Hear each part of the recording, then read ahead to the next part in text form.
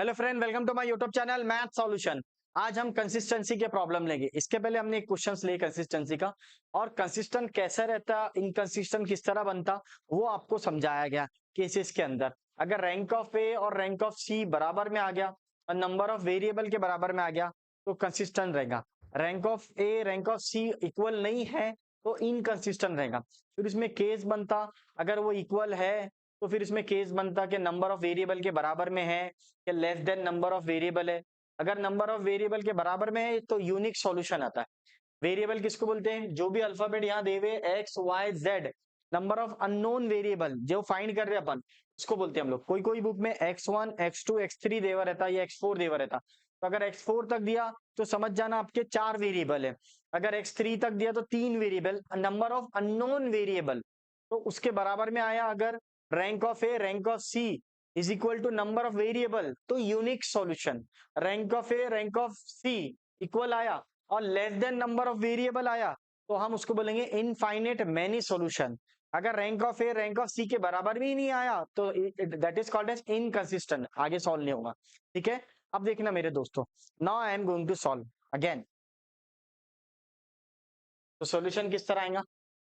तो यहाँ पे अपन discuss the consistency of the following system of the equation and solve. पहले डिस्कस करो कंसिस्टेंट है कि इनकंसिस्टेंट है, ये चेक करो। वो चेक करने के बाद उसका इक्वेशन का वैल्यू निकालो एक्स वाई जेड का। ठीक है, ये तो सॉल्यूशन है। और मैं आपको एक और बता देता, अगर मान लो कंसिस्टेंट रहा और आंसर आ गया, सपोज ये वैल्यू आप कैलसी से भी निकालते, अगर कैलसी में आंसर दे दिया समझ जाना कंसिस्टेंट है और यूनिक सॉल्यूशन है। क्या है? यूनिक सॉल्यूशन है। अगर कैलसी ने आंसर नहीं दिया तो समझ जाना इनफाइनेट मैनी सॉल्यूशन आएगा। इनफाइनेट मैनी सॉल्यूशन, तो आप कैलसी से पहले ही जज कर सकते हैं आपका आंसर। ठीक है ना? तो यहाँ पे देखना, अरेंज इन द इक्वेशंस, तो आप पहले इसको लिख लो। अरेंज इन इक्वेशंस किस तरह आएगा चेक करना। हाँ, वन बाय वन सॉल्व करेंगे हम लोग। पहले लिखना x plus Y plus Z is equal to 3, X plus 2y plus 3z is equal to 4, X plus 4y plus 9z is equal to 7। तो पहला इक्वेशन ये आएगा, दूसरा ये, तीसरा। ठीक है, अब इसको मैट्रिक्स में रखेंगे। मैट्रिक्स में कैसा रखेंगे? Arrange in matrix. क्या लिखेंगे आप? Arrange in matrix. तो यहाँ पे आपको क्या बनाएगा देखना मेरे दोस्तों, जैसे आप अरेंज इन मैट्रिक्स लिखेंगे तो क्या आ जाएगा, एक, ये दो और इक्वल टू के बाद 3। हमेशा ये फॉर्मेट बनाना। कैसा फॉर्मेट बनाएंगे? 1 2 देन 3, इस तरह का फॉर्मेट आपके ध्यान में आना। समझा? यस सर, समझा। अब देखना मेरे दोस्तों, अब यहाँ पे हम लोग क्या करेंगे, एक्स वाई जेड का कोएफिशिएंट बनाएंगे। तो यहाँ पे कुछ नहीं है तो 1, यहाँ पे कुछ नहीं है तो 1, यहाँ पे कुछ नहीं है तो 1, तो आप लिखेंगे 1 1 1। ठीक है, समझा रे बाबा? हाँ यार, यस सर, समझा। अब यहाँ पे क्या हो गया, 1 आ गया, ये 1 हो गया, ये 2 हो गया, ये 3 हो गया। अब यहाँ पे भी आपका 1 आ गया, 1 4 9, जहाँ पे कुछ नहीं रहता वहां 1 रहता। ये बन गया आपका ए मैट्रिक्स। अब यहाँ पे लिखेंगे अपन एक्स वाई जेड। ठीक है, पहले वाले मैट्रिक्स में coefficient of X Y Z, दूसरे वाले मैट्रिक्स में एक्स वाई जेड जो भी वेरिएबल रहे, वॉट कुछ भी हो सकता, y1 y2 y3 भी हो सकता, तो वो आएगा। और थर्ड वाले के अंदर ये 3 4 और 7 आएगा, इस तरह आएगा। ठीक है ना? अब आपको पता है फर्स्ट जो मैट्रिक्स रहता वो मेरा ए रहता। अरे क्या बात है सर, ये वाला मैट्रिक्स क्या रहता, कैपिटल एक्स रहता, इक्वल टू ये मैट्रिक्स जो रहता वो कैपिटल बी रहता। ठीक है, अब ये फॉर्मेट समझता है तुम लोग को? क्या लिखेंगे, A X is equal to B. अरे क्या बात है सर, आ रहा समझ में? अभी समझा सर। अब यहाँ पे क्या करेंगे हम लोग, नाउ इसको A X is equal to B, इसको इक्वेशन 1 देंगे। ठीक है, अब 1 बाय 1 वैल्यू बनाएंगे। तो पहला बनाएंगे अपन, let A is equal to what, sorry, तो ये आ जाएगा 1 1 1 1 2 3 1 4 9। ठीक है, और बी वाला मैट्रिक्स किसको बोलते हैं? इसको बोलते हैं हम लोग बी वाला। सर वो एक्स का भी काम है क्या? हाँ लिख ले, काम नहीं है इसका लेकिन लिख ले, ताकि आपको पता ना एक्स का मैट्रिक्स कौन सा है। पहले आप 3 4 7 लिख लो, और ये कैपिटल एक्स बोले तो ये जो वेरिएबल आता है उसको बोलते हैं, जो भी वेरिएबल रहे यहाँ पे। अभी यहाँ पे वेरिएबल क्या, unknown variable X Y Z है, तो एक्स वाई जेड लेंगे। आ गया सर समझ में? अब आपको ऑगमेंटेड मैट्रिक्स बनाना है। कौन सा मैट्रिक्स बनाना है? Augmented matrix. तो क्या करेंगे हम लोग, let C is equal to A by B, ऐसा ब्रैकेट में दे दी। अब C is equal to what, तो जो भी आपका ऑगमेंटेड मैट्रिक्स है वो बनेगा। क्या है भैया ऑगमेंटेड मैट्रिक्स? अरे सर बहुत इजी है ये तो। हाँ, आपका आ जाएगा 1 1 1 1 2 3 1 4 9। अब ये जो पोर्शन बचा है वहां पे बी रख दो। नहीं सर समझा नहीं क्या बोल रहे हैं आप। पहले आप ए का मैट्रिक्स रखना, देन बी का मैट्रिक्स। तो बी का मैट्रिक्स क्या है आपका 3 4 7। तो ये आपका बी का मैट्रिक्स आ गया। इसको हम ऑगमेंटेड मैट्रिक्स बोलते हैं। अब आपको ए का और सी का रैंक निकालना है, तो किस तरह निकालेंगे? तो हमको इसको रैंक मेथड अप्लाई करेंगे। जो बच्चों को रैंक मेथड क्लियर नहीं है तो वीडियो डाले हुए रैंक मेथड के, आप जाके देख सकते हैं। सबसे पहले वाले वीडियो रैंक ही थे, क्योंकि इसको सॉल्व करने के लिए रैंक मेथड आना चाहिए। अगर आपके रैंक मेथड के कॉन्सेप्ट क्लियर है तो सभी कॉन्सेप्ट क्लियर है, आपको कंसिस्टेंसी भी आ जाएगा फिर प्रॉब्लम का। ठीक है ना? अब इसको हम लोग सॉल्व करेंगे नेक्स्ट स्लाइड में। Now let C is equal to this matrix. अब इसका मैट्रिक्स का अपन रैंक मेथड से सॉल्व करेंगे। तो आपको रैंक मेथड से बताएं, जो भी यहाँ नंबर दे हुए हैं कि नीचे वाले को जीरो करना है। बहुत अच्छे से समझाया मैंने रैंक मेथड। तो सबसे पहले आप ये नंबर जीरो करना, फिर आपने ये नंबर को जीरो करना। आपको ये नंबर जीरो करके आना चाहिए। ठीक है ना? अगर ये नंबर जीरो करते हैं आप लोग तो आसानी से कॉन्सेप्ट क्लियर होता है आपका। ठीक है ना? हम लोग क्या करेंगे, इसको जीरो करेंगे। फिर जीरो करने के बाद आपको खुद हिंट देता क्वेश्चन कि आपको क्या करना है। तो रैंक मेथड में आपको क्या करना पड़ता है, below the diagonal element must be zero. तो डायगोनल एलिमेंट क्या रहता है इसका, ऐसा ड्रॉ कर देना लाइक दिस। अब इसके नीचे वाले नंबर जीरो करना है। तो आपको क्या क्या जीरो करना है, वन करना है, वन करना है, वन करना है, ये फोर को जीरो करना है। ठीक है ना? तो सबसे पहले आपको स्टार्टिंग का नंबर कौन सा जीरो करना है, ये वाला, देन ये। ठीक है ना? तो इस तरह आपको आना चाहिए। देखेंगे मेरे दोस्तों, इसको जीरो करने के लिए इसको इसको सब्ट्रैक्ट कर लूंगा मैं। अब आपको इतनी अकल होना कि इसको R1 बोलते, और ये जो है R2 है, और दिस वन इज R3। ठीक है? Row wise, first row, second row, third row, ऐसा देखेंगे column wise, C1 C2 C3 C4। ठीक है? अब आपको R2 में चेंज आ रहा, तो जिसमें चेंज आ रहा उसमें पहले लिखेंगे, तो that is R2 minus R1, R2 minus R1। फिर आप क्या करेंगे, R3 में चेंज करेंगे, तो R3 को किस तरह लिखेंगे, R3 minus R1, R3 minus R1। तो जो आपका R2 आ रहा, तो R2 माइनस R1 डायरेक्ट भी सॉल्व कर सकते हैं। तो हम लोग डायरेक्ट ही सॉल्व करेंगे, क्योंकि ये तो आसानी मेथड है, डायरेक्ट हो जाता। रैंक में बताया हमने क्या लिखने का क्या नहीं लिखने का। अब इसकी टेक्निक भी समझ लो। R2 माइनस R1, तो पहले R2 का पहले एज इट इज लिख लो, जिसमें जो नंबर नहीं है अवेलेबल तो लिख लो। तो किसमें चेंज नहीं आ रहा, R2 R3 में चेंज आ रहा, किसमें नहीं आ रहा, R1 में नहीं आ रहा, तो इसको लिख लो पहले R1 इसमें चेंज नहीं है ना, इसको लिख लो डायरेक्ट। ठीक है? अब R2 में चेंज आ रहा, तो R2 में क्या चेंज आ रहा, तो R2 में आ रहा R2 माइनस R1, यानी रो 2 को रो 1 से सब्ट्रैक्ट करो। ठीक है ना? तो 1 माइनस 1 कितना होता बेटा, 1 माइनस 1 जीरो होता, 2 माइनस 1 1 होता, 3 माइनस 1 तो 2 हो जाएगा, 4 माइनस 3 1। अरे क्या बात है सर, क्लियर हो जा रहा है एकदम। हाँ अभी देखना, यहाँ पे भी 1 माइनस 1 जीरो, 4 माइनस 1 3, 9 माइनस 1 8, ऐसा जाना, क्योंकि पहले R3 है ना, तो R3 के नंबर को लेना, फिर R2 R1 करना, 7 माइनस 3 4 हो जाता। ठीक है? फिर आपको क्या करना है, below the diagonal element must be zero. तो मुझे ये नंबर को जीरो करना है, ये 3 को जीरो करना है आपको। इसको जीरो करना है, ये 3 को जीरो करना है आपको। तो आप कैसा करेंगे देखना, इधर ये नंबर को जीरो करेंगे। अब देखना मेरे दोस्तों, यहाँ पे चेक करना, आ जाओ, ये 3 जीरो कैसा होगा, तो ये ऑपरेशन लिखूंगा मैं। R3 में चेंज आ रहा, तो आप लिखेंगे R3 में चेंज आ रहा, R3 minus 3 times of R2। Sir समझा नहीं मेरे को, क्यों नहीं समझा?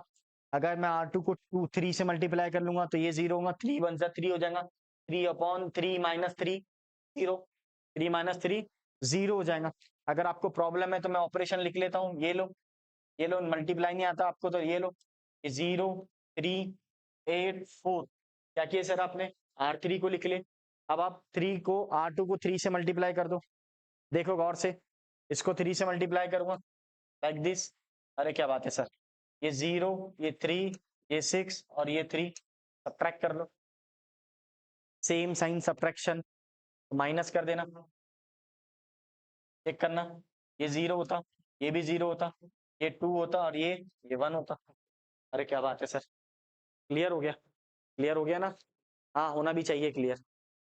अब यहाँ पे देखना, अब ये रख दो ऑपरेशन। कौन सा ऑपरेशन था? R3 वाला।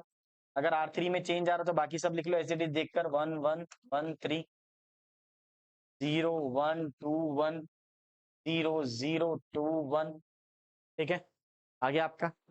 अब आ जाओ मेरे दोस्तों, अब होता क्या? हाँ, below the diagonal element must be 0। हो गया 0, सब हो गया।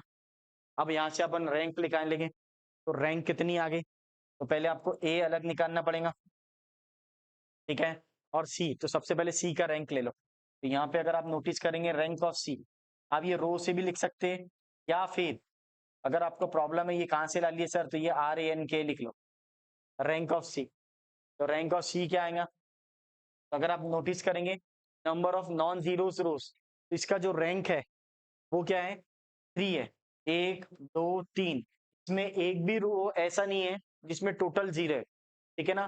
पिछला जो प्रॉब्लम लिए थे इसके पहले के क्वेश्चंस में अपने, तो उसमें एक रो 0 था टोटल, तो उसको काउंट नहीं करते। इसमें ऐसा है क्या? नहीं है सर। तो इसकी रैंक क्या आएंगे? 3 आएंगी। रैंक कैसा डिफाइन होता? Number of non zeros rows is called as rank. तो ये आ गया, रैंक ऑफ सी कितना आ गया? 3 आ गया, ठीक है ना? अब आपको रैंक ऑफ ए निकाल लेंगे। क्या निकाल लेंगे हम लोग? रैंक ऑफ ए। तो रैंक ऑफ ए कैसा निकलता?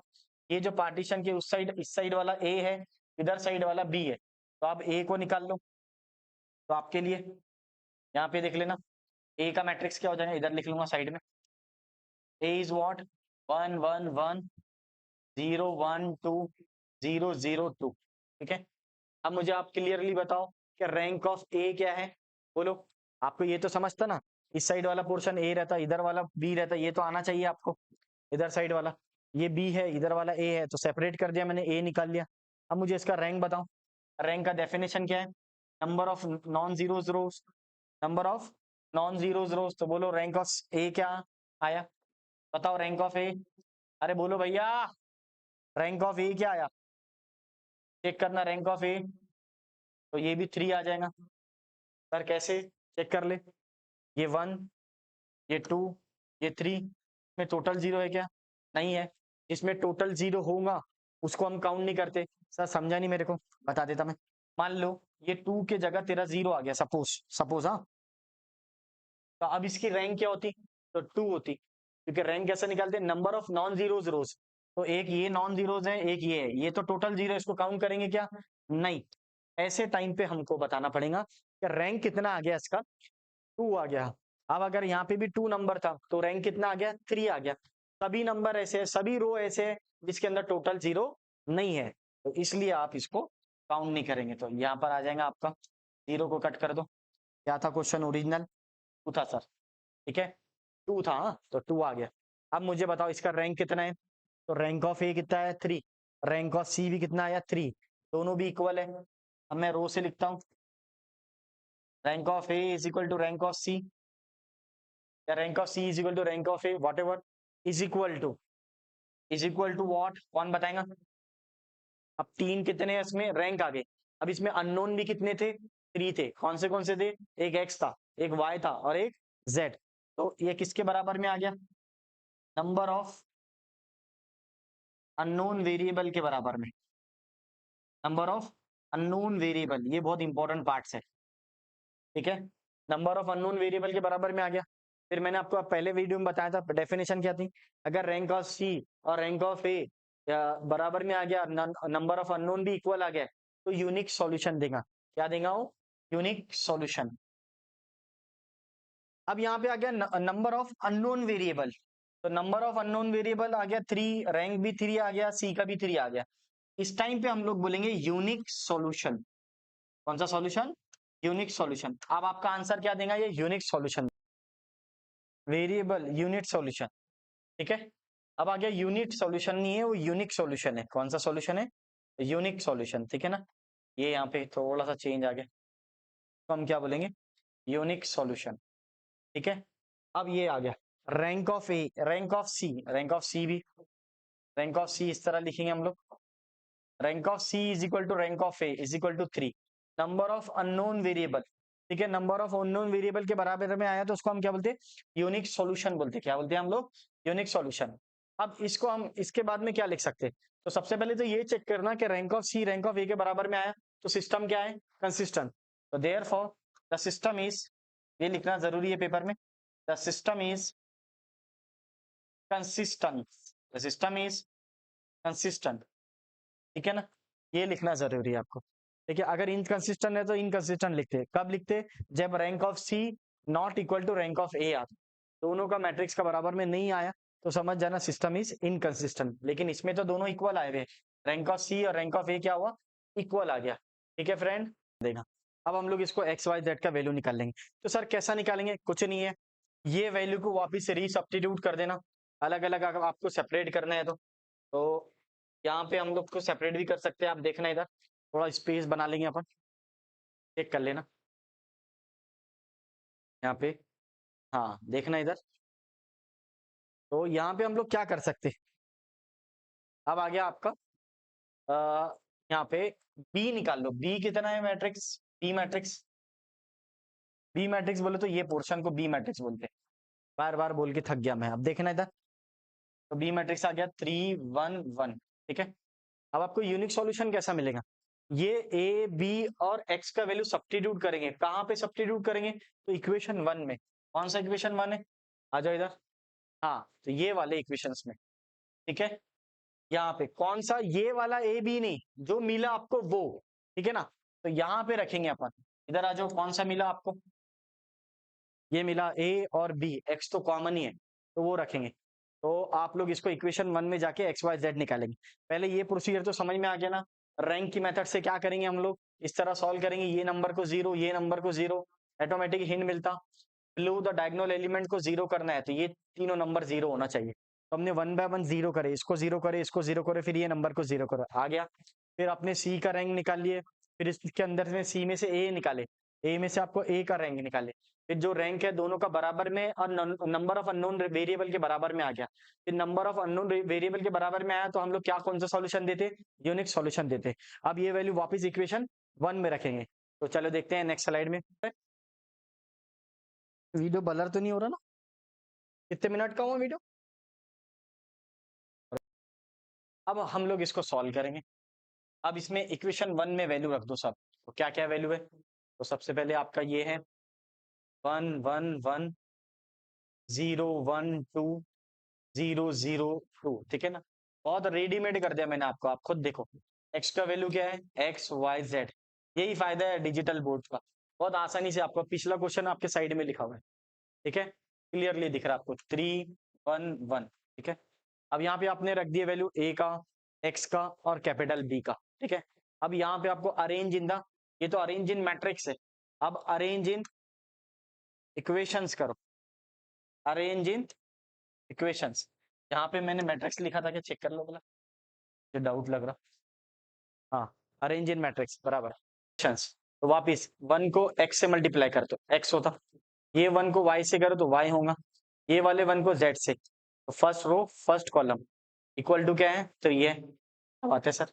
अब यहाँ पे आ जाओ, इसको 0 से मल्टीप्लाई, और यहाँ पे 0 से नहीं भी करे तो चलता, और ये 1 y से, और ये 2 ऑफ z। हाँ ध्यान रखना, 2 मैं इस तरह बनाऊंगा, याद रखना तरह, इज इक्वल टू व्हाट, दूसरा नंबर, फिर ये तो दोनों 0 है, x भी 0 है y भी 0, तो z आएगा 2z is equal to 1, 2z is equal to what 1। So z का वैल्यू कितना आ गया 1/2। ठीक है, यूनिक सॉल्यूशन ही देगा, कोई टेंशन नहीं। अब यहाँ पे समझ लो, z का वैल्यू अगर 1/2 है, ठीक है, अगर मैं यहाँ रख दूं, अगर z का वैल्यू मैं यहाँ रख दूं तो y आ जाएगा, क्योंकि ये तो 0 है तो नहीं भी लिखे तो चलता, y plus 2z is equal to 1। अब रख दो वहां पे y प्लस 2 इंटू 1/2, ये z है हाँ बेटा, ये 22 नहीं है, हाँ कंफ्यूजन नहीं होना, मेरा z थोड़ा सा डेंजर लगता है। ठीक है ना, और ये आ गया आपका 1, ये और ये कैंसर, बचता क्या, y plus 1 is equal to 1, तो 1 1 कैंसल, कुछ नहीं बचा तो 0, then y is equal to what 0, y is equal to 0। अभी आपका z आ गया, y आ गया। अब हम लोग क्या सॉल्व करेंगे, एक्स सॉल्व करेंगे। तो एक्स के लिए आपको जाहिर सी बात है इक्वेशन 1 में जाना पड़ेगा यहाँ पर, क्योंकि आपको पता है यहाँ पे तो एक्स 0 है, यहाँ पे सॉल्व नहीं होता। यहाँ से आपने z निकाल लिया, यहाँ से y निकाल लिया और ऊपर से x निकाल लिया। अब आप बोलेंगे ये कहाँ से मिला, तो यहाँ से मिला, first row first column, second row first column, third row first column, इस तरह। और पहली इक्वेशन का पहला नंबर, दूसरी इक्वेशन का दूसरा नंबर, तीसरी इक्वेशन का तीसरा नंबर। अब ये z लिखा हुआ है और ये 2, हाँ कंफ्यूजन मत होना, मैं इसको रफ करता हूँ, ये 2 थोड़ा स्टाइलिश बना लेता हूँ ऐसा, ठीक है ना। तो ये 2z है, नॉट 222। कुछ कुछ बच्चे 22 बोलते हैं। अब ये आ जाओ x प्लस, अब बताओ मुझे y का वैल्यू क्या है, 0 है तो 0 रख दो। z का वैल्यू क्या है, 1/2 है तो 1/2 रख दो। इज इक्वल टू क्या है, 3 है तो 3 आ गया। अब हम लोग क्या करेंगे, x इज इक्वल टू उधर चले गया 3 माइनस 1/2, देन अगेन 3 माइनस 1/2 कितना होता, 5/2 होता। कैलसी में रख देना इसको, ये तो सॉल्व करके आना चाहिए। जो बच्चों को नहीं आता उनके लिए इधर क्रॉस मल्टीप्लीकेशन, 3 2 ज़ा 6/2। सर ये तो चौथी पढ़ा दे रहे आप, 4th स्टैंडर्ड। हाँ बेटा पढ़ा देता मैं, टेंशन नहीं होना। 2.5 आ गया आंसर, कितना आ गया 2.5। तो x का वैल्यू आ गया 2.5, ठीक है। y का वैल्यू 0.5 और y नहीं, z का वैल्यू 0.5, y का value 0। This is your final answer. अब अगर आप नोटिस करेंगे यूनिक सॉल्यूशन, यहाँ पे x y z का वैल्यू दिया। पहले वाले प्रॉब्लम में पहला जो क्वेश्चन सॉल्व करे थे पहले वीडियो में हमने, उसमें आपका क्या आया था, infinite menu solution in terms of T में आंसर आया था। इसमें आंसर आया था इन टर्म्स ऑफ टी में, वहां पे अज्यूम करे थे आपने, ठीक है ना। उसमें और इसमें डिफरेंस समझ में आ गया होगा आपको अगर वीडियो फॉलो कर रहे होंगे तो। इसमें number of solution unknown variable के बराबर में रैंक आई, उसमें less than number of unknown variable के बराबर में आई। जिसमें less than number of variable के बराबर में आई, अननोन वेरिएबल के बराबर में आई, तो समझ जाना इनफाइनाइट मेन्यू सॉल्यूशन। अगर नंबर ऑफ अननोन वेरिएबल के बराबर में रैंक आई तो यूनिक सॉल्यूशन। कौन सा सॉल्यूशन, यूनिक सॉल्यूशन। इस तरह आपको प्रॉब्लम सॉल्व करेंगे, ठीक है फ्रेंड। चलो मिलते हैं नेक्स्ट वीडियो में। वीडियो पसंद आया अगर तो लाइक शेयर एंड सब्सक्राइब।